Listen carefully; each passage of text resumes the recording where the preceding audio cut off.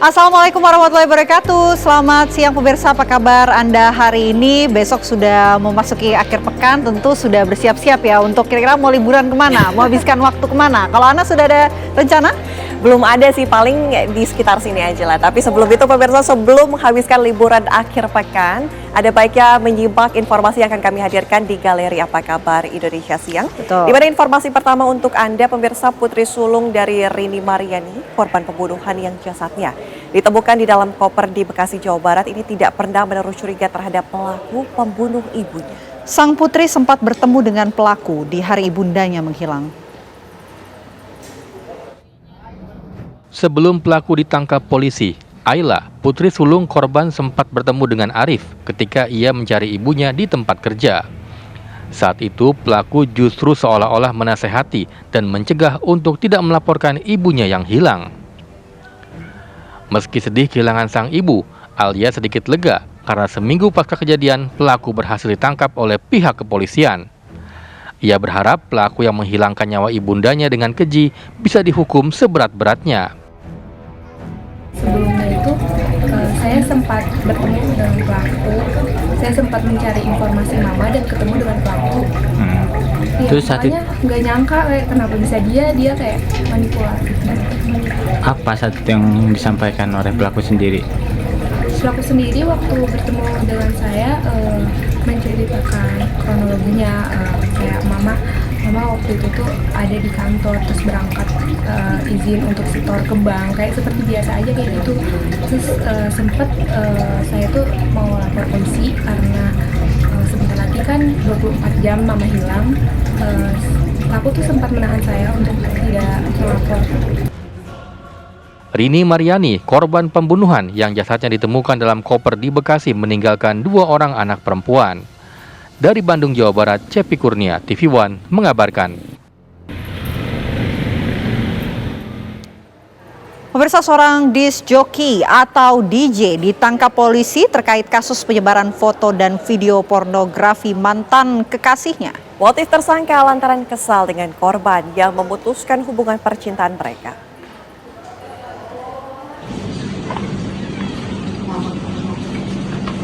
Seorang disc jockey atau DJ berinisial ARS atau kondang dengan nama DJ Is Black ditangkap Satuan Reskrim Polres Metro Jakarta Utara terkait kasus penyebaran foto dan video bermuatan pornografi mantan kekasihnya di media sosial. Tersangka juga melakukan pengancaman terhadap mantan kekasihnya tersebut. Tersangka ditangkap di kediamannya di kawasan Cawang, Jakarta Timur pada Selasa lalu. Polisi mengamankan 2 flash disk, 3 buah handphone dan 1 akun Instagram. Menurut polisi, motif tersangka karena sakit hati lantaran hubungan asmaranya diakhiri oleh korban. Kemudian pada saat ternyata si pelapor bersikukuh untuk memutuskan hubungan dengan si terlapor, pelapor langsung menyebarkan melalui akun Instagramnya yang disebarkan kepada teman-temannya, kemudian kepada keluarga si korban. Motif dari si pelaku adalah karena si pelaku kesal dengan korban karena memutuskan komunikasi dan hubungan sebagai pacar. Sementara tersangka mengaku menyesal dan meminta maaf kepada korban dan keluarganya. Tersangka membenarkan jika perbuatannya itu dilakukan karena kesal terhadap korban. Itu juga foto itu udah lama sih, udah lama, nggak kehapus di HP. Ya karena aku juga kesal, aku mau ngechat dia baik-baik, nggak ada respon. Aku juga ancam sama foto ya. Berarti sudah berhubungan berapa lama, Bang? Kurang lebih 4 bulan mau ke 5 bulan. Akibat perbuatannya, tersangka dijerat Undang-Undang Pornografi dengan ancaman hukuman maksimal 12 tahun penjara. Dari Jakarta, Dapa Akbari, TV One mengabarkan. Pemirsa, takut motornya diangkut petugas Dinas Perhubungan, sejumlah pemilik motor mencoba menyelamatkan motornya dari razia parkir di kawasan Pasar Senen, Jakarta Pusat pada pagi tadi. Sempat terjadi kejar-kejaran antara petugas dengan pemilik motor.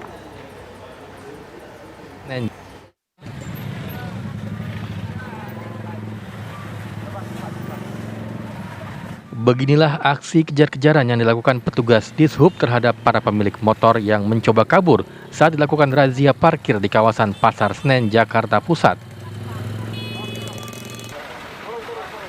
Para pemilik motor mencoba menyelamatkan motornya dari incaran petugas.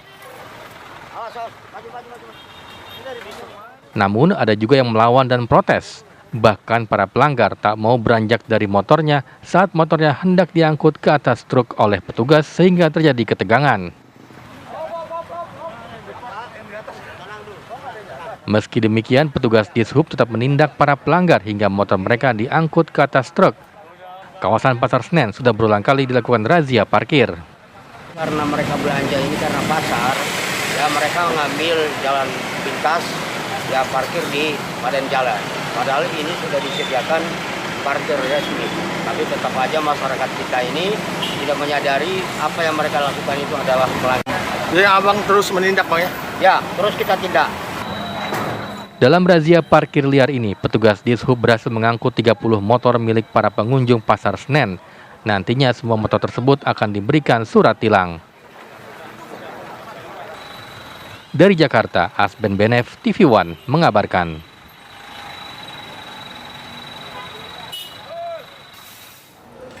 Kami hadirkan informasi lainnya untuk Anda pemirsa. Banjir kembali menerjang sejumlah wilayah di tanah air. Di Makassar, Sulawesi Selatan, banjir menyebabkan jalan Palopo terputus. Sementara di Semarang, banjir rob melumpuhkan akses menuju pelabuhan.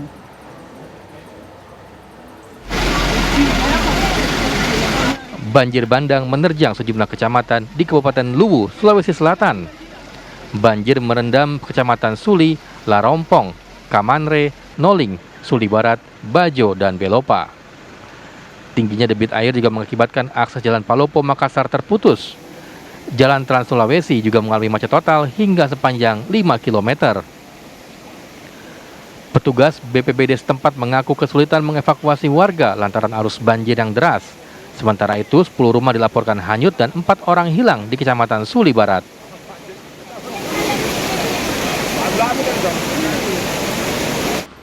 Banjirop menerjang wilayah Semarang bagian utara Jawa Tengah. Ketinggian air mencapai 40 cm. Lokasi genangan rob berada di Jalan Usman Janatin, tepatnya di akses masuk menuju pelabuhan atau Pos 1, kemudian di Jalan Kantor Bea Cukai dan Polsek KPTE Polrestabes Semarang. Sejumlah kendaraan roda 2 yang nekat melintas mengalami mogok, sementara untuk mobil tidak berani melintas. Hanya kendaraan besar yang dapat melintas di genangan rob. Sejak 2 hari terakhir, banjir rob kerap terjadi mulai jam 12 siang. Banjir rob juga merendam jalan di wilayah perkampungan Tambak Lorok. Meskipun begitu, aktivitas warga belum terganggu.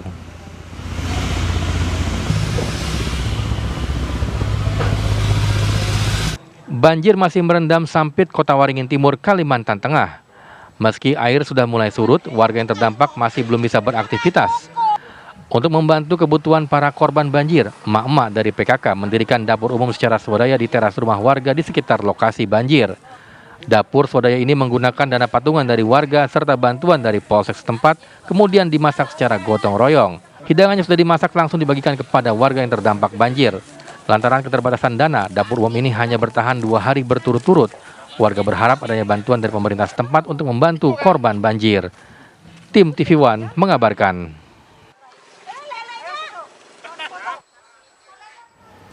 Kami hadirkan informasi berikutnya dari Galeri Apa Kabar Indonesia Siang. Pemirsa, ratusan rumah warga penyintas Semeru di Lumajang, Jawa Timur diserang hama ulat bulu pada Jumat pagi. Warga berharap ada upaya dari dinas terkait untuk memusnahkan hama ulat yang sangat meresahkan dan mengganggu aktivitas sehari-hari.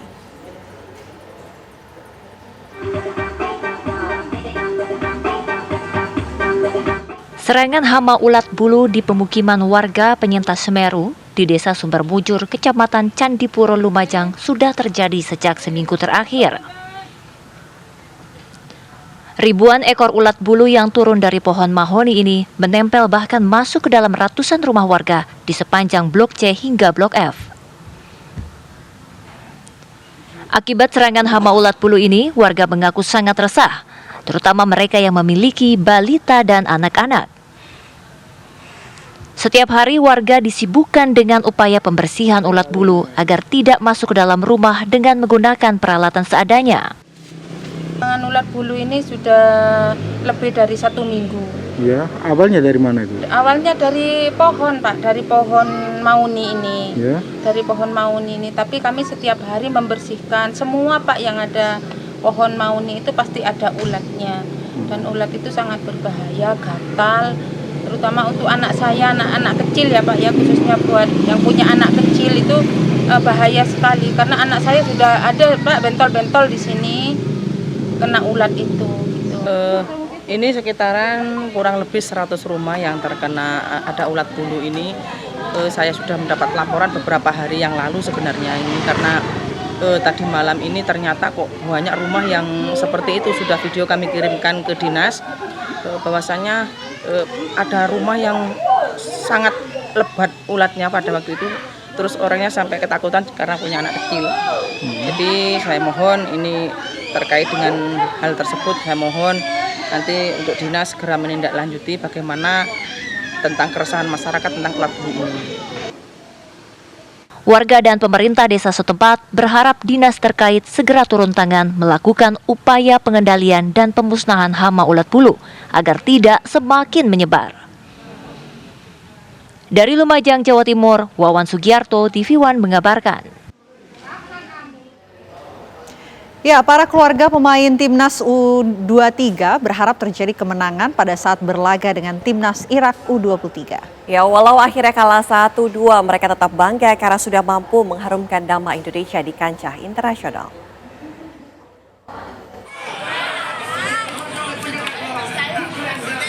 Keluarga Rizky Ridho menggelar nonton bareng laga Timnas kontra Irak bersama warga di kediamannya di Jalan Simo Gunung, Kramat, Surabaya, Jawa Timur. Warga antusias menonton meski Rizky Ridho tak bisa bermain akibat kartu merah. Keriuhan pun terjadi dan disambut sujud syukur ibunda Rizky Ridho saat Irfan Jerner mencetak gol pertama dan mengubah kedudukan menjadi 1-0 untuk Indonesia. Nonton bareng yang digagas oleh RT setempat bersama keluarga Rizky Ridho ini sebagai bentuk dukungan atas keberhasilan Timnas dalam laga Piala Asia U23 2024.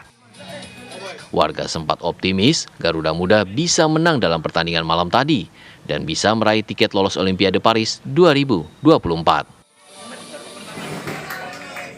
Sedangkan keluarga besar dari Muhammad Ferrari juga nonton bareng di rumahnya bersama warga sekitar. Meski kecewa atas hasil pertandingan karena kalah 1-2 dari Irak, keluarga optimis Timnas Indonesia U23 masih berpeluang lolos ke Olimpiade Paris 2024 lewat babak playoff kontra wakil Afrika Guinea pada 9 Mei mendatang. Menelan kekalahan 2-1 atas Irak, mudah-mudahan tetap semangat untuk membawa merah putih ke depannya untuk menuju Olimpiade Paris. Masih ada kesempatan kedua ketemu Guinea itu dari Afrika, ya, Pak. Betul. Mudah-mudahan tetap semangat, masih hari esok. Permainan cukup bagus walaupun saya cepat nahan napas dari tadi. Sama, Pak. Ya. Mudah-mudahan tetap semangat, masih perjuangan masih panjang. Insya Allah kita kasih kemenangan. Amin. Dari Jakarta, Haikal Vandea, tim TV One mengabarkan. Pemirsa, suasana pertandingan Indonesia versus Irak semalam berlangsung meriah oleh para supporter Timnas. Pemain ke-12 tersebut atraktif mendukung. Anda kembali menyaksikan Apa Kabar Indonesia Siang. Pemirsa, suasana pertandingan Indonesia versus Irak semalam berlangsung meriah oleh para supporter Timnas. Pemain ke-12 tersebut atraktif mendukung tim Garuda Muda serta tampil dengan kekhasan Nusantara.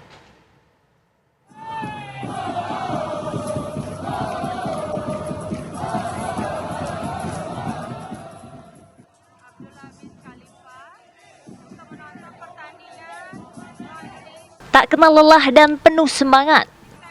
Begitulah dukungan para supporter tim Garuda Muda pada laga Indonesia versus Irak semalam. Supporter yang sebagian besar para warga negara Indonesia di Qatar tampil all out mendukung tim merah putih berlaga. Para supporter tampil dengan busana khas Indonesia yang unik, seperti rombongan supporter yang satu ini. Mereka optimis Timnas Indonesia bisa meraih hasil positif. Tak kalah serunya, supporter perempuan juga tak mau kalah. Mereka tampil dengan menggunakan busana khas daerah di Nusantara. Meski pada akhirnya tim Garuda Muda harus menyerah di tangan Irak, namun para supporter tidak patah asa. Mereka masih menaruh harapan bahwa timnas U23 masih bisa menjejakkan kaki di Olimpiade Paris.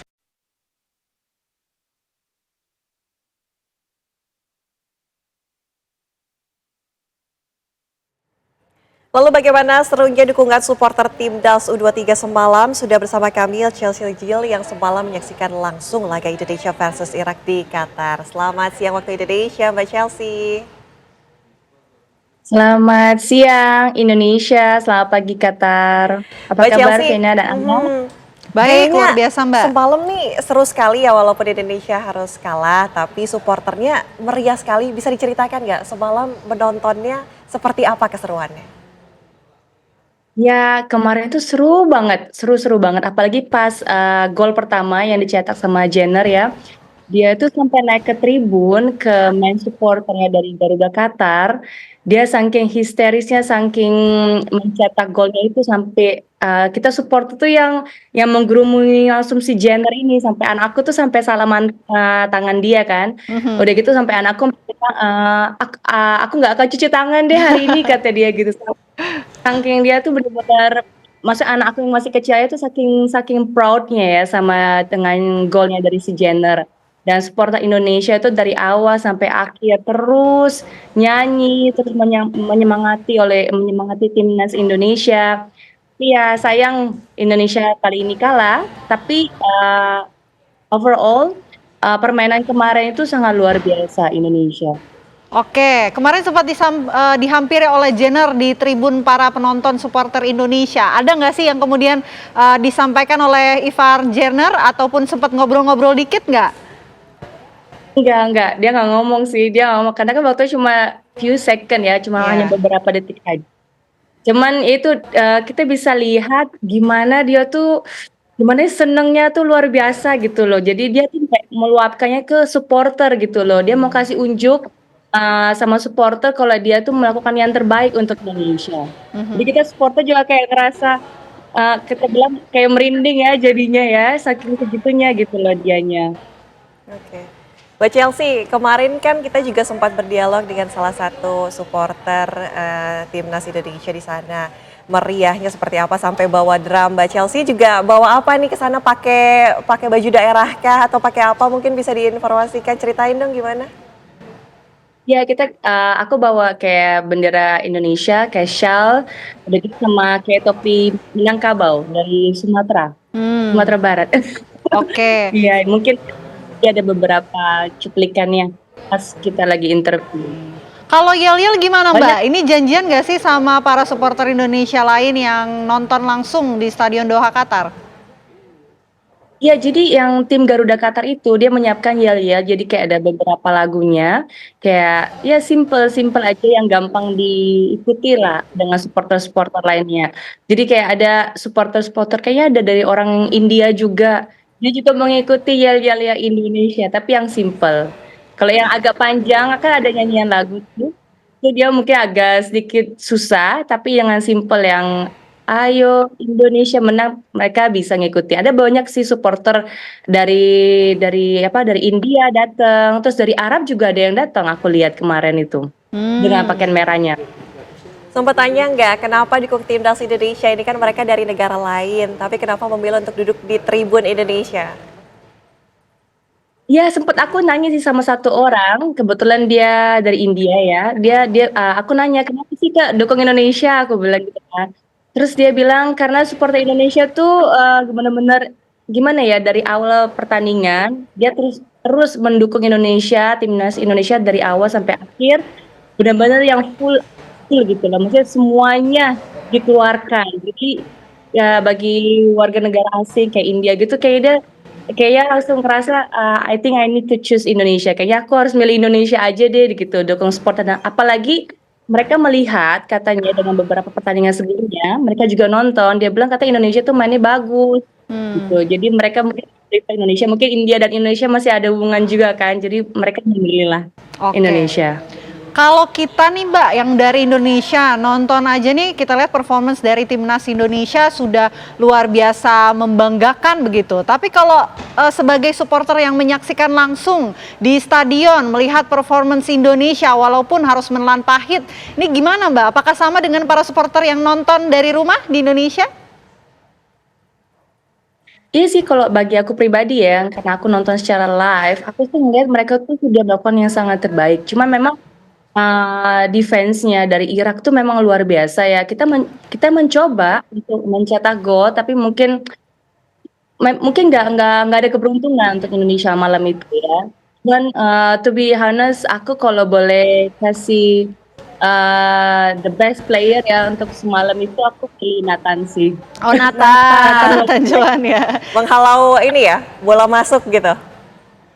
Ya, tapi memang dari awal sampai selesai pertandingan tuh dia kayaknya melakukan yang sangat terbaik untuk timnas Indonesia gitu. Jadi ya berharap sih untuk next match-nya ya dengan Juini tim kalau nggak salah, semoga mereka bisa melakukan yang lebih baik lah daripada semalam. Mungkin kok ada kesalahan mungkin bisa dikoreksi sama coach-nya dan pemain. Mau nonton juga nggak Indonesia versus Gini nanti? Enggak kayaknya. Kejauhan ya? Kejauhan ya Mbak ya? Mungkin aku off aja deh, aku nonton dari rumah aja. Berarti estafet supporter Indonesia yang ada di sana nanti? Ya, semoga banyak supporternya di sana untuk dukung timnas Indonesia. Kita dukungnya dari TV aja. Walaupun kalah nih Yang Mbak, terbaik. yang terbaik. Walaupun kalah nih Mbak kemarin dalam pertandingan kemarin, supporter Indonesia gimana responnya? Apakah tetap akan terus memberikan dukungan kepada para pemain setelah menyaksikan pertandingan kemarin? Responnya gimana Mbak?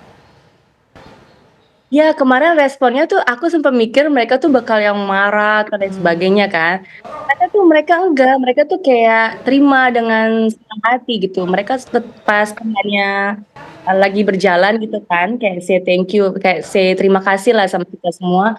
Tuh supporternya pada bilang nggak apa-apa, ya we still can try. Kita masih bisa coba untuk nextnya. Jadi supporternya tuh malah mensupport pemain. Terus kan ada kalau nggak salah ada yang Inggris ya sama tim Indonesia. Terus yang maksudnya yang teenager ya anak-anak remaja tuh bilang nggak usah nangis, nggak apa-apa, nanti kita bisa lebih baik lagi daripada hari ini gitu. Jadi itu yang buat aku ngerasa walaupun kita kalah maupun menang dan kalah, memang sudah sewajarnya supporter Indonesia tuh harus tetap mendukung timnasnya sendiri sih. Itu sih. Jadi kemarin tuh aku ngerasa supporter Indonesia di Qatar tuh luar biasa deh. Mbak Chelsea, terima kasih ya sudah berbagi cerita bersama kami, terus dukung Indonesia di sana. Terima kasih juga sudah mewakili rakyat Indonesia yang tidak bisa nonton. Masih di Apa Kabar Indonesia Siang, pemirsa jadikan rumahnya sebagai tempat prostitusi. Sepasang suami istri dihukum cambuk sebanyak 53 kali di depan umum setelah menjalani kurungan penjara selama 7 bulan di halaman Lembaga Pemasyarakatan kelas 2B Melubo, Aceh Barat. Setelah terbukti bersalah dalam sidang pengadilan syariah, pasangan suami istri berinisial AI dan SR warga Aceh Barat dijatuhi hukuman cambuk sebanyak 60 kali di depan umum. Namun karena terpidana telah menjalani hukuman kurungan penjara selama 7 bulan, maka kedua terpidana hanya menjalani 53 kali cambuk di depan umum. Pasangan suami istri ini terbukti bersalah dengan menjadikan rumah tempat tinggal mereka sebagai tempat praktik prostitusi dengan tarif mulai dari 200 hingga 500 ribu rupiah sekali kencan. Sementara itu, Dharma Mustika, Kepala Seksi Pidana Umum Kejari Aceh Barat, mengatakan eksekusi cambuk yang mereka lakukan setelah ada putusan tetap dari pengadilan syariah. 15. Dengan hukuman taksir cambuk sebanyak 60 kali cambuk. Kemudian dikarenakan para terpidana ini telah di penjara selama 7 bulan, maka dikurangi 7 kali cambuk. Jadi tepatnya pada hari ini masing-masing si terpidana dicambuk sebanyak 53 kali cambuk. Usai menjalani hukuman cambuk kedua, terpidana langsung dibebaskan dan diharapkan proses hukum cambuk ini sebagai peringatan bagi seluruh warga yang berada di Provinsi Aceh. Dari Kabupaten Aceh Barat, Aceh, Hoidir Azhar, TV One mengabarkan. Orang tua pasangan hubungan saudara atau incest di Kabupaten Rejang Lebong, Bengkulu dihukum cambuk.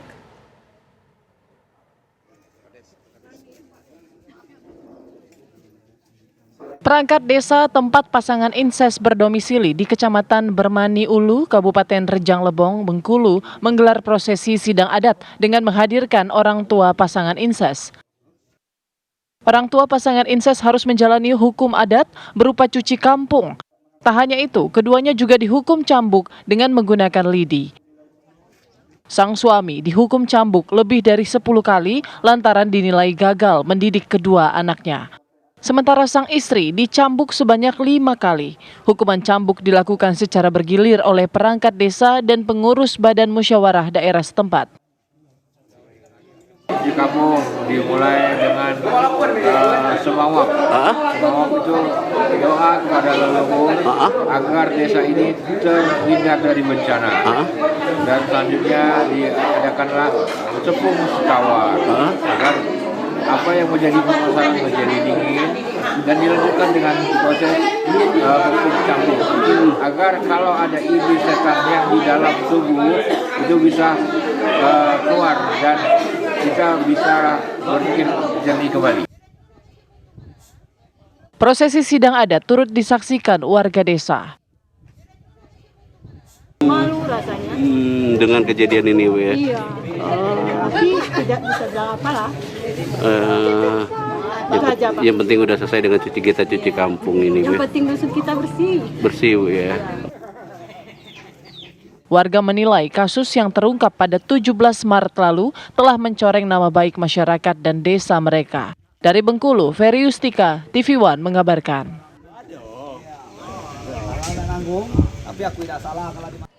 Lantas kenapa proses hukum adat akhirnya dijalankan untuk pasangan hubungan sedarah di Bengkulu? Kami sudah tergabung bersama dengan Bapak Ahmad Faizir selaku Ketua Badan Musyawarah Adat Rejang Lebong, Bengkulu. Selamat siang Pak Faizir.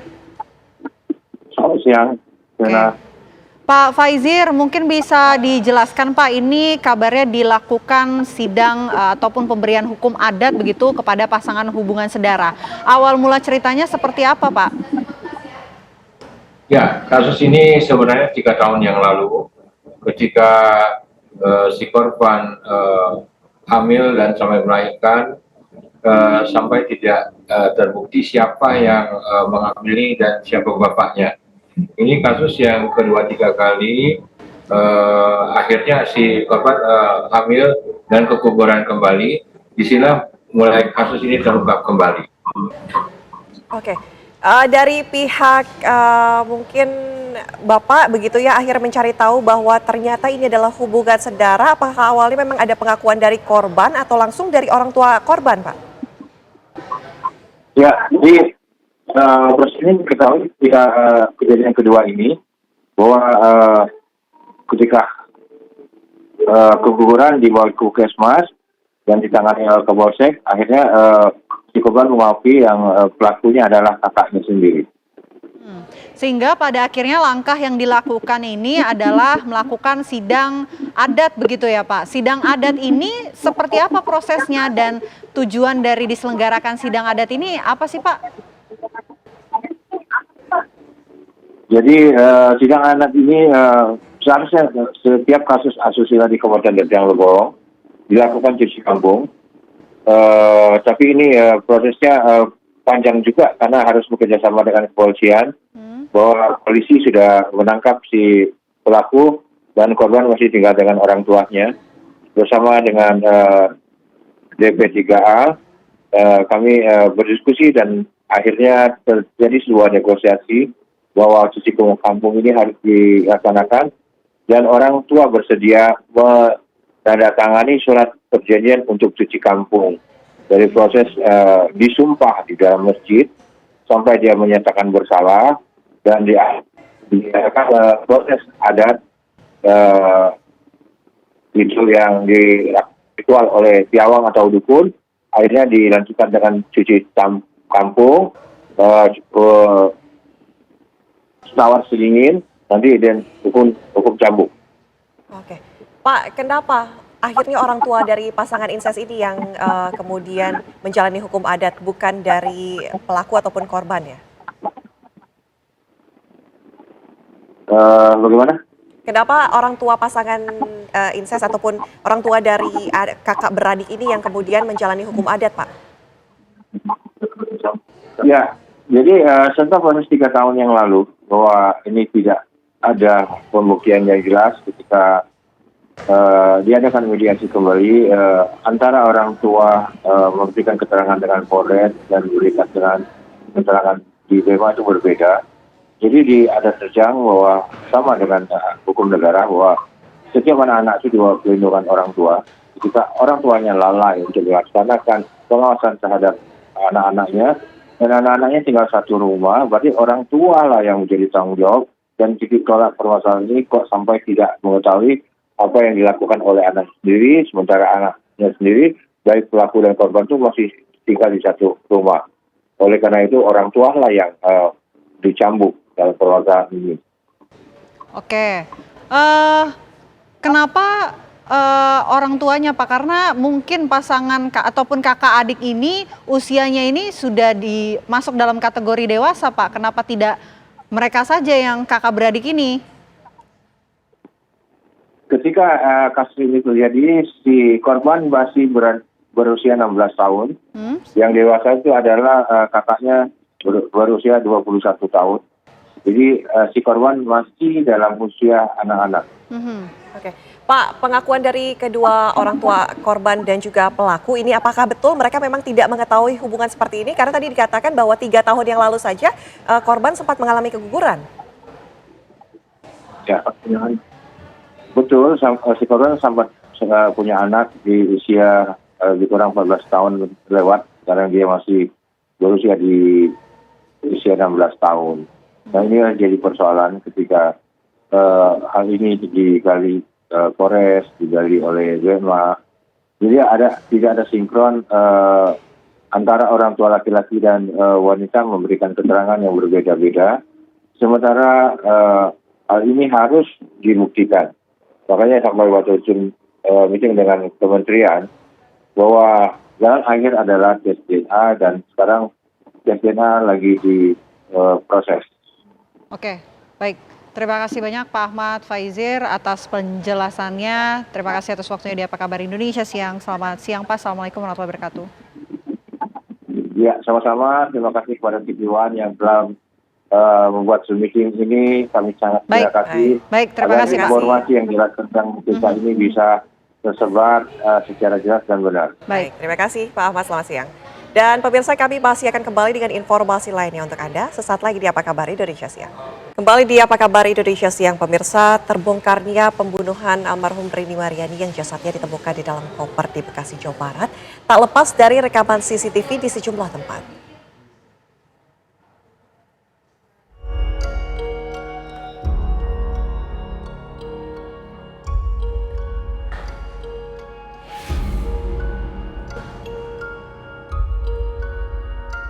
Ini adalah rekaman CCTV saat korban dijemput oleh pelaku Ahmad Arif Ridwanullah dari tempat kerjanya di sebuah perusahaan yang bergerak di bidang industri makanan dan minuman. Diduga kuat pelaku dan korban akan menuju sebuah hotel. Rekaman CCTV ini menunjukkan pukul 9:09 menit.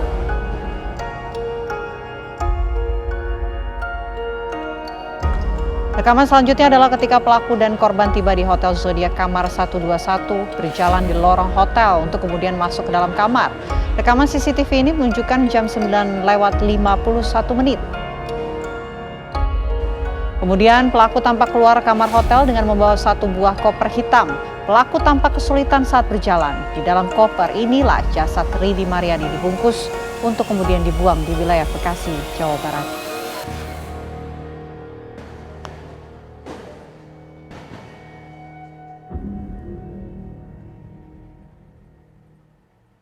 Ahmad Arif Ridwanullah, pelaku pembunuhan Rini Mariani ditangkap di Palembang, Sumatera Selatan. Berikut video eksklusif penangkapan pelaku pembunuhan wanita di dalam koper.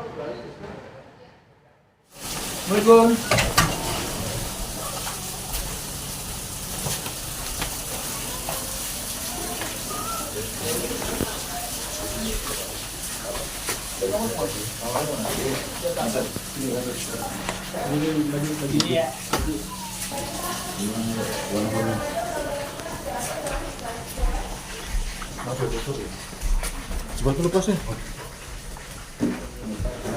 Gitu.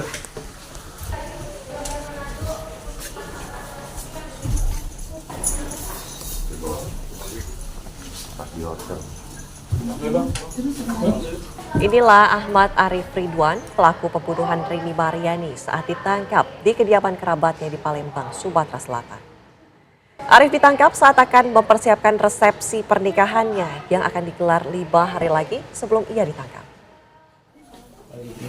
Pelaku ditangkap tim gabungan dari jajaran Subdit Jatantras Polda Metro Jaya, Polres Metro Bekasi, serta Polrestabes Bekasi.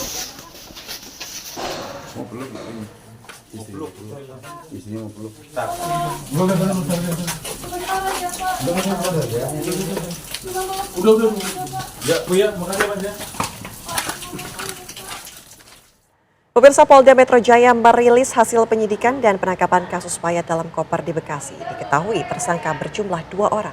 Berdasarkan penyelidikan dan penyidikan polisi, motif tersangka membunuh karena tersinggung dengan perkataan korban yang meminta pertanggungjawaban untuk dinikahi.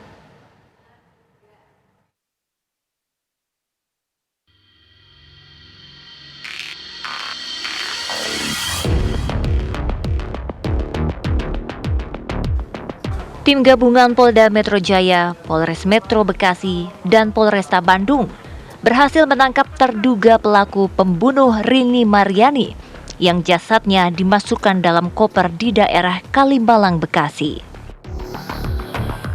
Dalam rilis tersebut, polisi mengungkap 2 tersangka pembunuhan. Tersangka utama berinisial AARN yang merupakan pelaku pembunuhan. Sementara tersangka lainnya berinisial AT, merupakan adik kandung AARN yang membantu menghilangkan barang bukti dengan membuang koper yang berisikan jasad korban di daerah Cikarang Barat, Kabupaten Bekasi. Selain menangkap 2 pelaku, polisi juga mengumpulkan sejumlah barang bukti kejahatan pelaku. Berdasarkan penyelidikan dan penyidikan polisi, motif tersangka membunuh karena tersinggung dengan perkataan korban yang meminta pertanggungjawaban untuk dinikahi. Motif daripada tersangka melakukan pembunuhan ini disebabkan karena tersangka tidak terima ataupun tersinggung dengan perkataan korban yang meminta pertanggungjawaban untuk dinikahin, sehingga membuat tersangka sakit hati dan melakukan pembunuhan. Di samping itu juga ada motif ekonomi yang mana tersangka ini mengambil uang korban. Sebelumnya, jasad wanita asal Bandung berinisial RM ditemukan di dalam sebuah koper di wilayah Kalimalang, Cikarang, Bekasi, Jawa Barat pada Kamis lalu. Tidak hanya membunuh korban, polisi juga menyebut tersangka mengambil uang sebesar 43 juta rupiah. Uang tersebut merupakan milik kantor yang dibawa korban saat kejadian. Tim TV One mengabarkan.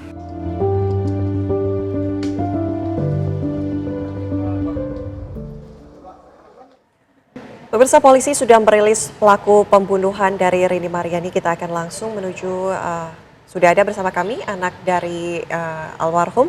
Apakah kemudian keluarga korban ini akan menuntut keadilan? Sudah bergabung bersama dengan Mbak Alia, anak pertama dari korban. Mbak Alia, selamat siang. Ya, selamat siang. Mbak Alia, kami turut berduka cita atas kehilangan yang dialami oleh keluarga ibunda dari Mbak Alia. Kami ingin tahu apakah kemudian memang polisi sudah merilis kasus ini, sudah dikatakan bahwa motif, kemudian modusnya seperti apa. Apa yang kemudian akan keluarga lakukan ke depan? Sebelumnya saya mau minta pertolongan juga kepada Bapak Presiden dan kepada Pak Kapolri ya, karena untuk ditinjau kembali atas pengakuan-pengakuan dari pelaku. Karena saya yakin 100% ibu saya orangnya tidak seperti itu. Saya dan ibu saya kita hidup cuma bertiga. Saya, ibu saya dan adik saya. Kita semua cewek bertiga. Kemana-mana kita bertiga. Ibu merupakan orang yang sangat terbuka kepada saya. Ibu merupakan wanita yang pekerja keras. Ibu juga seorang wanita yang kuat. Ibu juga selama ini yang membiayai saya sama adik saya, ibu saya. Jadi saya yakin ibu saya bukan orang yang seperti itu. Saya ingin meminta kepada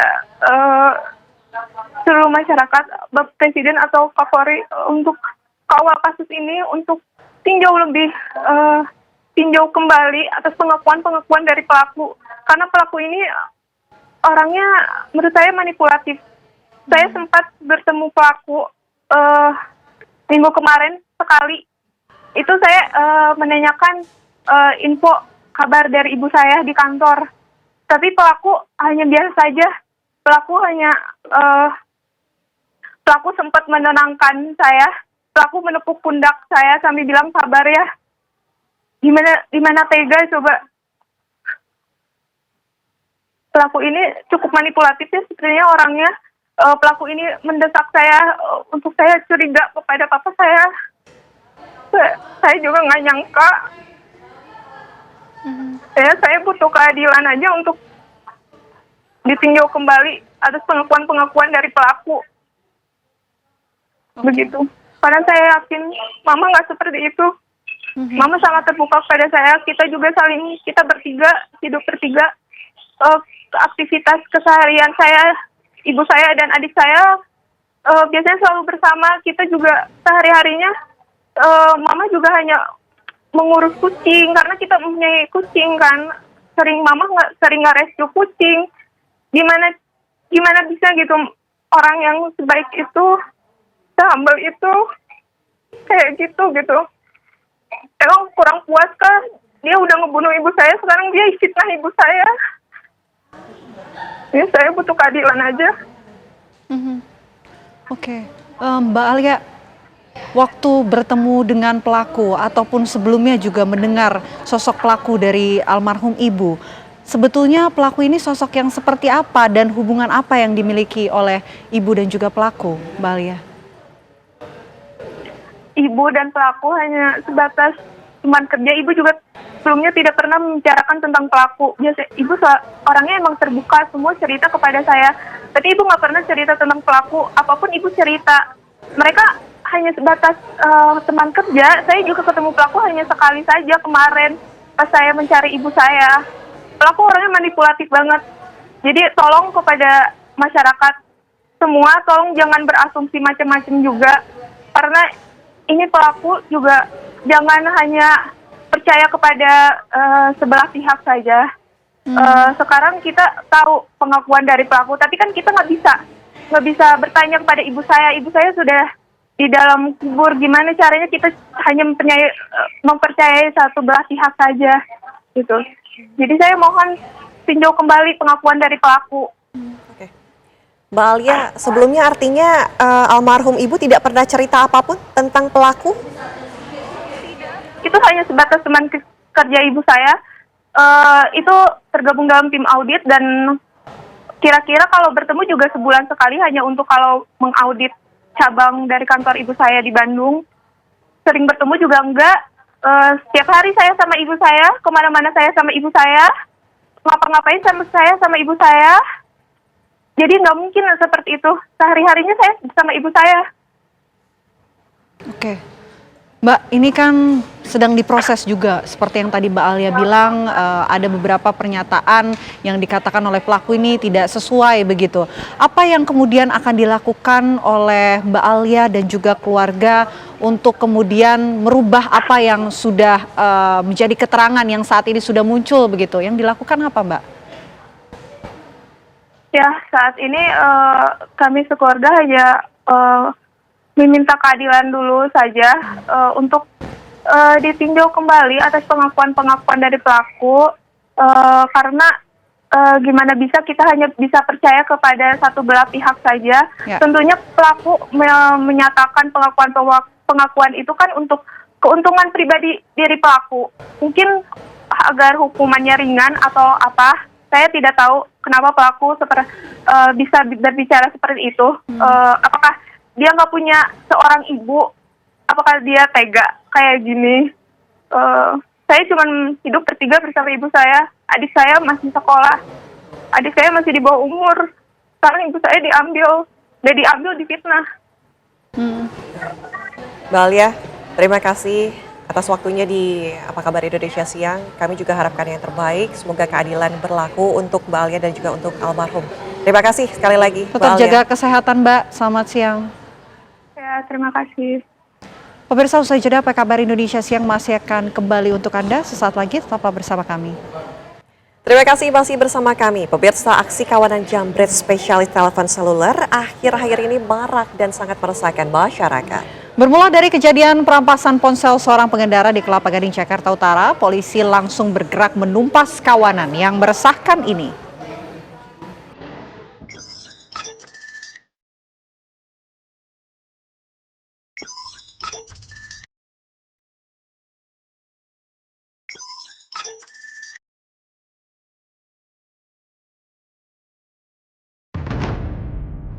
Aksi perampasan ponsel terekam kamera dashboard mobil di Jalan Yos Sudarso, Jakarta Utara.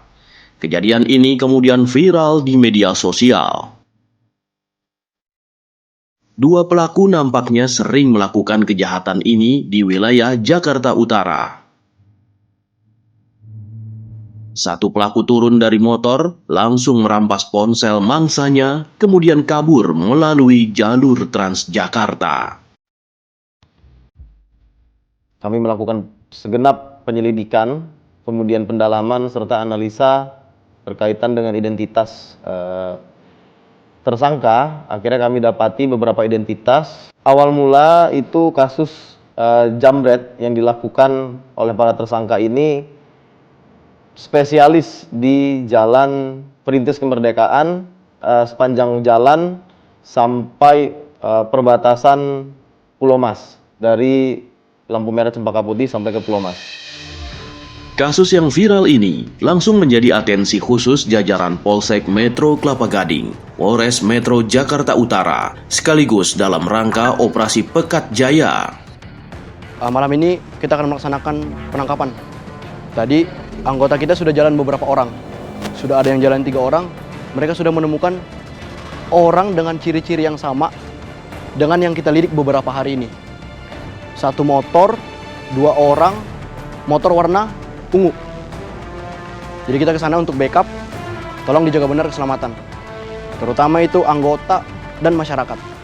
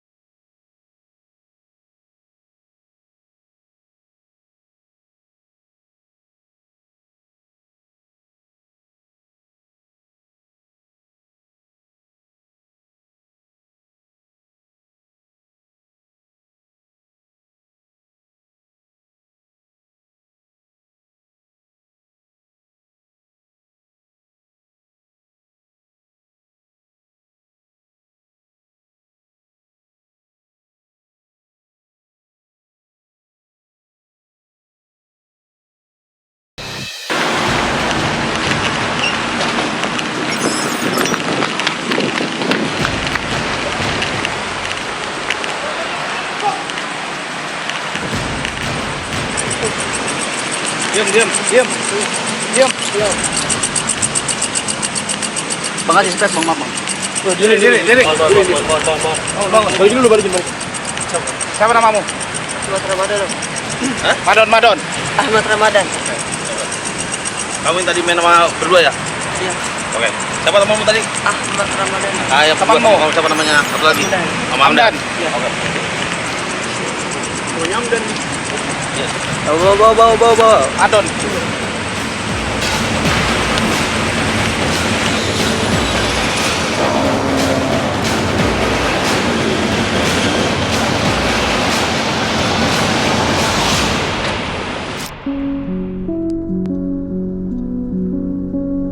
Wih, kau udah berapa kali main? Baru pertama kali, Pak. Jangan bilang baru pertama kali.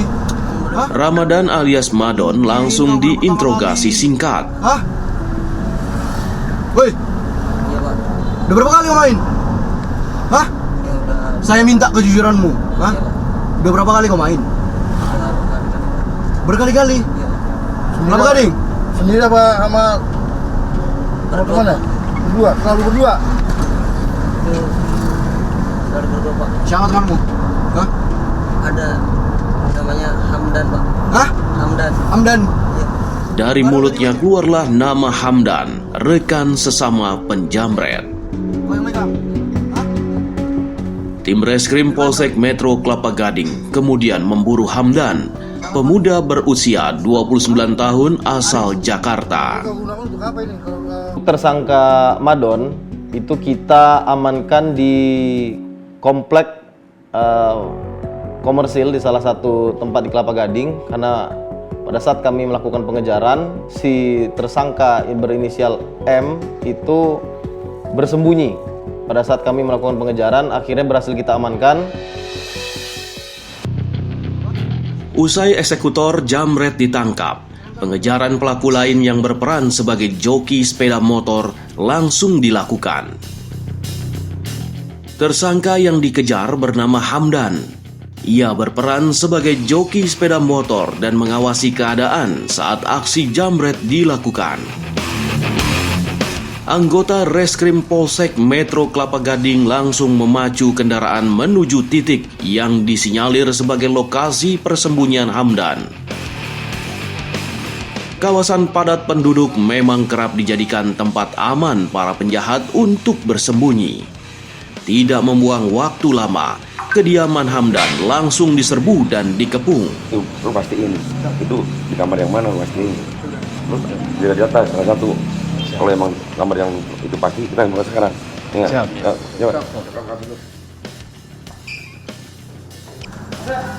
Hamdan. Sini. Hamdan. Sini. Diri. Hamdan. Hamdan. Itu tadi yang lari tadi kan? Itu Hamdan kan? Itu tadi yang lari kan? Temen lu mana lagi? Temen lu mana? Enggak tahu, Pak. Jangan bohong. Lu Hamdan bukan? Hamdan bukan? Hamdan kan? Hamdan. Iya, Pak. Bohong lagi. Anu borgol.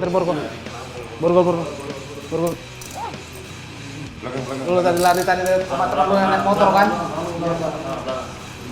Lu yang jamret tadi siang. Hah? Lu yang jamret siang kan? Iya, sama siapa tadi? Sama siapa tadi? Sama siapa? Woi, jujur. Jujur Hamdan lah. Sama Hamdan, Pak. Hamdan sama Madon? Madon. Lu Abang Madon, Pak. Oke. Madon. Lu Hamdan kan? Iya, Pak. Lu mabok lu ya? Lu mabok? Mabok. Madon, Pak.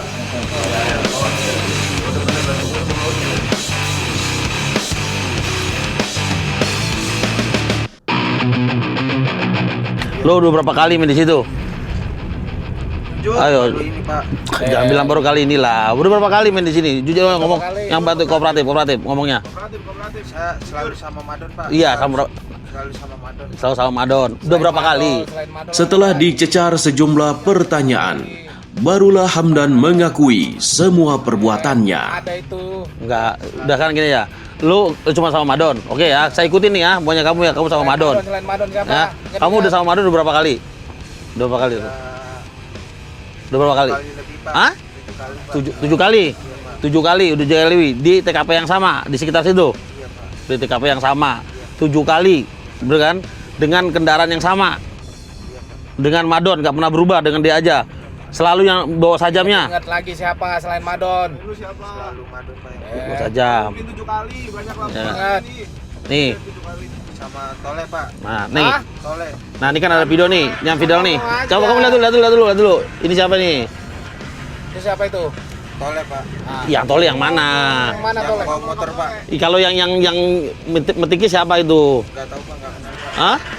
Lo bisa tahu dia Tole dari mana? Badannya, Pak. Dari badannya. Iya.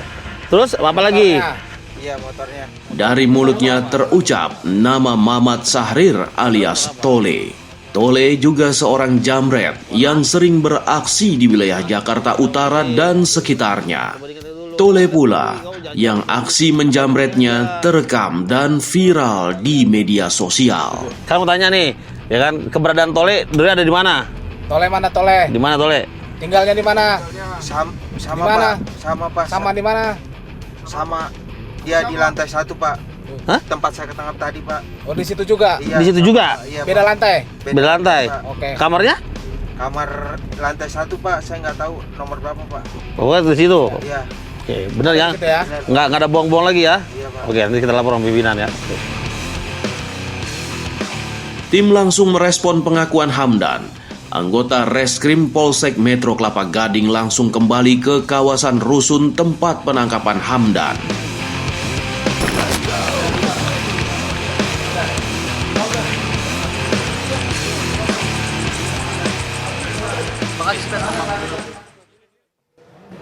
Pemirsa, makanan khas Palembang atau pempek dinobatkan sebagai hidangan laut terenak nomor 4 di dunia versi Taste Atlas. Sesaat lagi informasinya untuk Anda.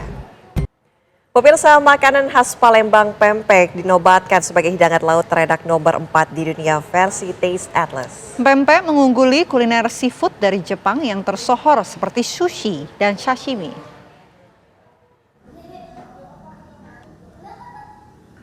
Pempek baru-baru ini dinobatkan sebagai makanan berbahan hidangan laut terenak keempat dunia dari 50 negara versi Taste Atlas. Pempek merupakan makanan berbahan ikan yang digiling kemudian dicampur tepung kanji dan sagu serta bahan lainnya. Pempek bisa dinikmati baik digoreng maupun direbus yang kemudian disajikan dengan kuah cuko bercita rasa asam manis pedas yang khas.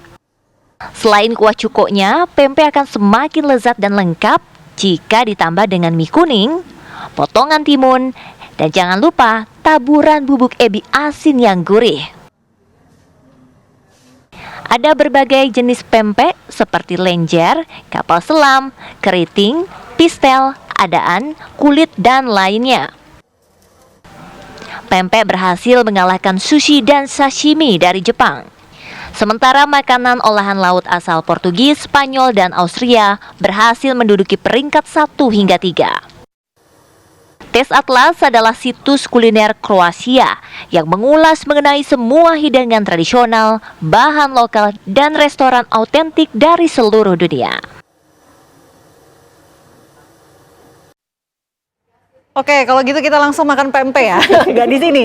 Tapi kami ajak Anda pemirsa untuk menuju ke rumah makan pempek yang berlokasi di Kelapa Gading, Jakarta Utara. Sudah ada rekan kami yang siap menggantikan kami untuk menyantap hidangan pempek di sana. Ada Prita Zega. Zega, silakan. Ya, selamat siang Vena dan juga Anda. Sudah lama sekali ya kita tidak menyobain makanan khas Indonesia. Nah, kalau saya sebut ini asal daerahnya, pasti Vena dan juga Anda langsung bisa menebak nama ataupun makanan khas yang saya maksud dari Palembang. Ya, benar sekali, ini adalah pempek Palembang yang dinobatkan kemarin ini dari Taste Atlas, menobatkan pempek Palembang ini menjadi makanan terenak ataupun street food terenak nomor 4 di dunia versi Taste Atlas. Nah, saat ini kami sudah berada di salah satu kedai yang merupakan tempat kedai yang paling terlaris dan juga terfavorit di Kelapa Gading, Jakarta Utara. Namun, ini saya penasaran sebelum saya mencicipi, saya ingin mewawancara dulu penjual dari pempek 161 di Kelapa Gading. Halo Ibu, selamat sore. Dengan Ibu siapa? Ani. Ibu Ani, Ibu tahu nggak sih kalau pempek Palembang ini dinobatkan sebagai makanan terenak keempat di dunia? Sudah tahu belum itu, Bu? Belum. Oh, belum tahu, Bu. Nah, kemarin ini Bu ada Taste Atlas. Makanan pempek ini dinobatkan sebagai makanan terenak nomor 4 di dunia. Tanggapannya seperti apa Bu sebagai penjual pempek sendiri? Wah, senang sekali. Senang sekali Iya, ya, Bu. Iya. Nah, menurut Bu Ani sendiri apa yang membuat pempek ini diminati sama masyarakat Indonesia? Mungkin cocok sama mereka. Cocok di Iya, juga iya, ya sama ha-ha. Indonesia ya Bu ya? Iya. Oke. Nah, ini sebenarnya tokonya sejak kapan sih Bu ini berdiri? Tahun 88. Tahun 88, berarti sudah 36 tahun Ibu menggeluti sebagai penjual dari pempek ya? Oke, bagaimana nih Bu melihat para penjual, para pembeli yang menikmati rasanya? Bagaimana mereka menanggapinya Ibu? Biasanya sih mereka udah nyoba datang lagi, ulang lagi gitu. Berarti cocok ya. Bikin lagi ya Bu ya rasanya. Oke Bu. Nah, saya penasaran Bu. Langsung saya coba dulu ya Bu ya. Nah, benar nggak ya pemirsa ini pempek dinobatkan sebagai makanan terenak keempat? Saya mau membuktikan ini benar apa enggak nih, meskipun sebenarnya ini sudah menjadi favorit masyarakat Indonesia. Oke, sebentar ya, kita coba dulu. Kita letak di sini. Oke, nah di depan saya ini sudah ada beberapa macam pempek. Ini ada pempek panggang. Ini juru kamera saya Azari memperlihatkan kepada Anda, ini pempek panggang, kemudian ada pempek kapal selam, kemudian ada juga pempek kulit, kemudian pempek lenjer, dan juga pempek adaan. Sebenarnya ada banyak jenis-jenis pempek di sini, namun yang saya paling penasaran yang jenis ini ke 5 jenis ini. Nah, saya bingung ini, sampai saya bingung saya mau cobain yang mana dulu. Gimana kalau kapal selam dulu? Yang katanya ini ada isinya telur. Oke, kita coba dulu ya pemirsa ya. Tadi saya sudah cuci tangan, kita makan dulu, kita cobain. Oh, oke, tak lupa ini cukanya dulu pemirsa, kita ganti dulu. Ini cuka yang membuat rasa pempek makin berasa, rasanya makin keluar. Ini tadi saya sempat tanya, ini cuko ini terbuat dari gula batok, kemudian bawang putih dan juga cabai rawit. Ini gula batok yang langsung dari Palembang, karena juga penjualnya berasal dari Palembang. Ini sebenarnya tergantung selera, bisa dituang. Ini bisa dituang. Nah, bisa juga kita tuang dulu di sini ya. Nanti kita bisa cocol. Oke, langsung saja kita cobain bagaimana sih rasanya ini kapal selam yang katanya di dalam ini ada telurnya nih pemirsa. Tolong kamera saya ngambil gambar nih secara detail gimana rasanya. Oke, kita coba. Ini saya totol di sini saja, cocol di sini saja. Oke, kita cobain.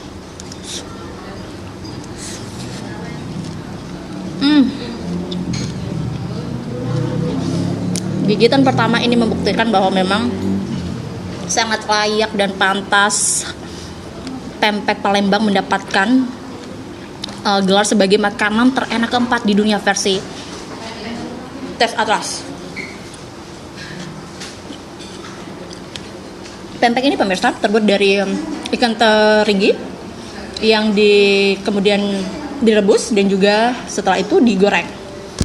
Ini tadi kita cobain kapal selam. Kita coba yang lain. Vena dan Ana di lokasi, di studio, jangan sampai tergiur nih melihat saya nih. Oke, sekarang ini namanya kulit, pempek kulit.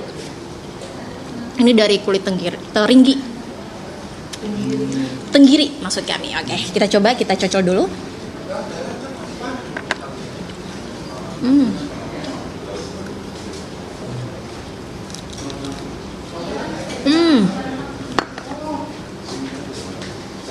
Kulit tenggirinya sangat berasa sekali, sangat final sekali pemirsa, karena pempek 161 ini memang sangat mengutamakan rasa dari ikan tenggiri sendiri. Saya setuju kalau ini dinobatkan sebagai makanan terenak nomor 4. Rasanya enak sekali. Kemudian kita coba ini yang bulat, ini pempek adaan. Oke, kita coba.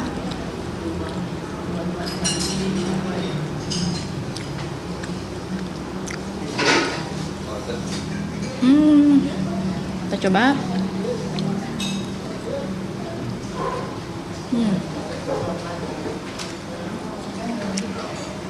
sangat enak sekali.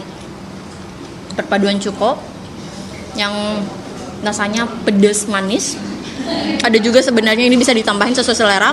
Ada udang kering dan juga sambal juga jika Anda mungkin lebih suka pedas, Anda bisa menambahkan sambal sendiri. Tapi saya coba dulu seruput cukonya pemirsa.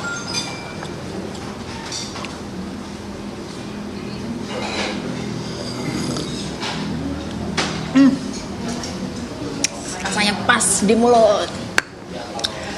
Cuko ini sangat pas untuk kita nikmati. Ya Abdul kalau rasanya tidak makan pempek tapi tidak pakai cuka. Rasanya ini Vena dan Ana tidak cukup ya durasinya kalau saya menikmati semua. Gimana nanti kalau saya bungkusin untuk Anda di studio? Kembali ke Anda di studio, Vena dan juga Ana. Bener ya. Janji loh, abis ini langsung dibawain ke studio. Harus langsung dibawain begitu datang ke kantor, janji dibungkusin. Mau yang mana, Vena? Saya cukonya aja kali ya. Kapal selam 1, cuko 1. Terima kasih laporan langsung Prita Zega dari Kelapa Gading. Pemirsa, diduga dapat bisikan goib pesugihan. Seorang suami tega bunuh dan mutilasi istrinya sendiri di Ciamis, Jawa Barat. Informasi selengkapnya sesaat lagi untuk Anda. Anda kembali menyaksikan Apa Kabar Indonesia Siang. Pemirsa, kami ajak Anda untuk melihat galeri Apa Kabar Indonesia Siang. Informasi berikutnya yang akan kami hadirkan untuk Anda. Ini diduga dapat bisikan goib pesugihan. Seorang suami tega bunuh dan mutilasi istrinya sendiri di Ciamis, Jawa Barat. Aksi pelaku sempat direkam tetangga. Usai mutilasi istrinya, pelaku hendak bunuh diri.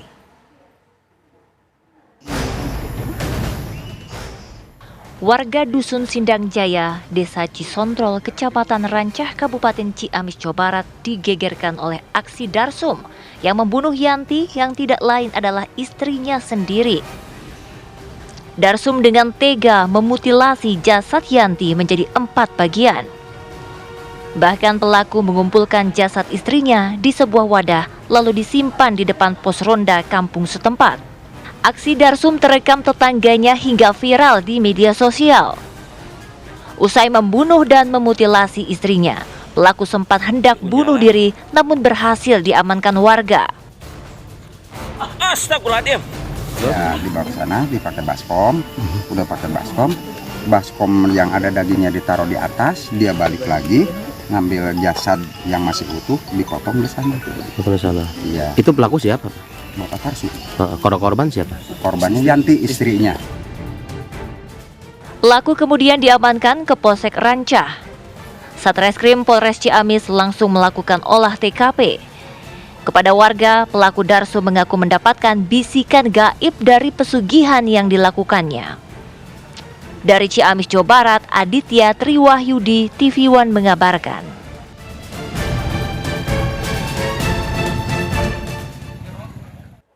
Dan untuk mengetahui perkembangan informasi terkini dari kasus mutilasi di Banjar, sudah bersama kami Kapolres Ciamis AKBP Akmal. Selamat siang Pak Akmal. Ya, selamat siang. Oke, Pak Akmal, kami ingin konfirmasi, pelaku yang memutilasi istrinya ini sudah diamankan, Pak? Ya, betul sekali. Jadi kebetulan saya juga tadi turun ke TKP dan untuk tersangka saat ini sudah diamankan di Polres Ciamis. Oke, kemudian mengenai motif Pak, setelah mungkin didalami berdasarkan pernyataan dari pelaku ini, motif pelaku ini apa Pak sebetulnya? Untuk sementara pada pelaku belum bisa kita gali terlalu dalam karena yang bersangkutan sendiri masih seperti orang linglung, belum bisa diambil keterangan secara utuh. Ya, jadi kami masih melakukan sementara pemantauan terhadap pelaku dan sampai saat ini untuk keterangannya masih berubah-berubah. Oke, Pak, untuk informasi yang didapatkan oleh pihak kepolisian juga mungkin sudah tersebar. Ini betul Pak, ada tetangga yang merekam aksi dari sang pelaku? Ya, jadi yang merekam sebenarnya warga sekitar yang kebetulan melihat kejadian tersebut. Ya, jadi pagi hari kurang lebih pukul 07.30 kejadiannya, dan sesaat setelah selesai memutilasi korban, si pelaku menggotong beberapa bagian tubuh korban dipindahkan ke depan rumah warga, dan pada saat itulah ada yang sempat merekam. Oke, berdasarkan pernyataan dari saksi yang merekam dan juga menyaksikan kejadian, ini sebelum pada akhirnya memutilasi, apa yang terjadi antara pelaku dan korban, Pak? Ya, berdasarkan pendalaman yang kami lakukan, jadi beberapa hari yang lalu pihak puskesmas sudah melakukan supervisi ke rumah pelaku karena laporan dari istri dan keluarga pelaku sendiri memang beberapa hari terakhir seperti mengalami perubahan secara psikis. Jadi perilaku-perilaku korban sebenarnya sudah mencurigakan. Sehingga ada petugas dari Puskesmas Kecamatan Rancai mensupervisi ke rumah pelaku dan sempat diberikan semacam obat penenang, ya.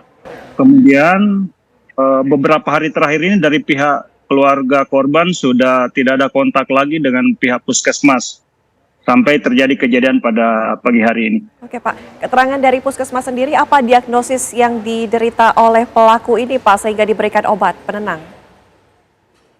Ya, jadi pada saat dilakukan supervisi, sempat dilakukan wawancara, tapi si pelaku sendiri mengatakan bahwa saya baik-baik saja, dan berdasarkan keterangan dari korban sendiri dan keluarganya menyampaikan bahwa ada beberapa hari terakhir ini ada perubahan perilaku dari pelaku, sehingga mungkin diberikan semacam obat tertentu oleh pihak puskesmas, dan disampaikan untuk selalu mengupdate perkembangan dari perilaku dari pelaku tersebut. Oke, baik, tentunya kami tunggu informasi ataupun perkembangan terbaru yang didapatkan oleh pihak kepolisian. Terima kasih banyak Kapolres Ciamis AKBP Akmal atas waktunya. Selamat siang, Pak. Terima kasih, selamat siang.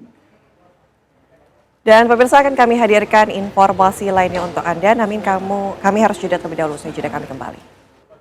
Mahasiswa Universitas Indonesia berencana menggelar aksi perkemahan pro-Palestina di lapangan Rotunda UI, Depok, Jawa Barat.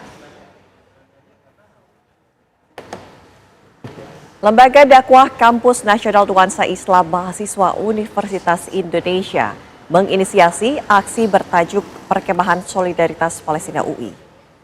Rencananya aksi dukungan dimulai pukul 3:30 sore hingga 10 malam. Aksi tersebut digelar sebagai bentuk dukungan dan keprihatinan terhadap Palestina karena terus bertambahnya korban genosida Israel. Kegiatan tersebut juga dimaksudkan sebagai dukungan terhadap aksi solidaritas serupa yang sudah dilakukan oleh mahasiswa Universitas Washington, Amerika Serikat. Rencananya tidak hanya mahasiswa, bahkan dosen hingga guru besar pun akan mengikuti aksi solidaritas ini.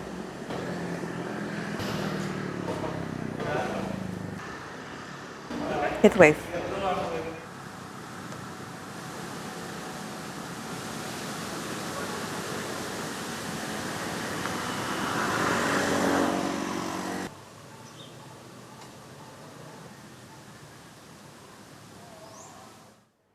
Pemirsa, sejumlah negara di Asia Tenggara mengalami gelombang panas yang menyebabkan suhu udara meningkat tajam melebihi suhu rata-rata tahunan.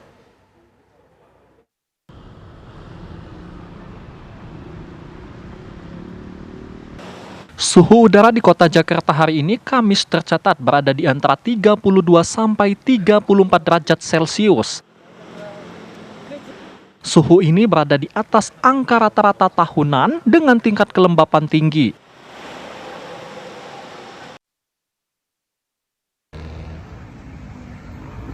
Sementara itu, Filipina adalah salah satu negara terdampak gelombang panas terburuk. Suhu udara di negara itu tercatat mencapai 38 derajat Celcius. Pemerintah setempat terpaksa meliburkan sekolah-sekolah di Filipina untuk sementara. Departemen Kesehatan Filipina mencatat ada 34 orang dirawat di rumah sakit karena cuaca panas, 6 diantaranya meninggal dunia. Namun penyebab pasti korban meninggal masih diselidiki. Muncul juga kekhawatiran akan terjadinya kelangkaan air serta pasokan listrik serta gagal panen akibat gelombang panas. Di wilayah utara Thailand, suhu udara tercatat mencapai 44 derajat Celcius. Warga diimbau untuk menghindari aktivitas di luar rumah, minum banyak air, terutama bagi anak-anak dan lansia. Para pakar menilai gelombang panas ini disebabkan karena perubahan iklim diperparah dengan kondisi El Nino.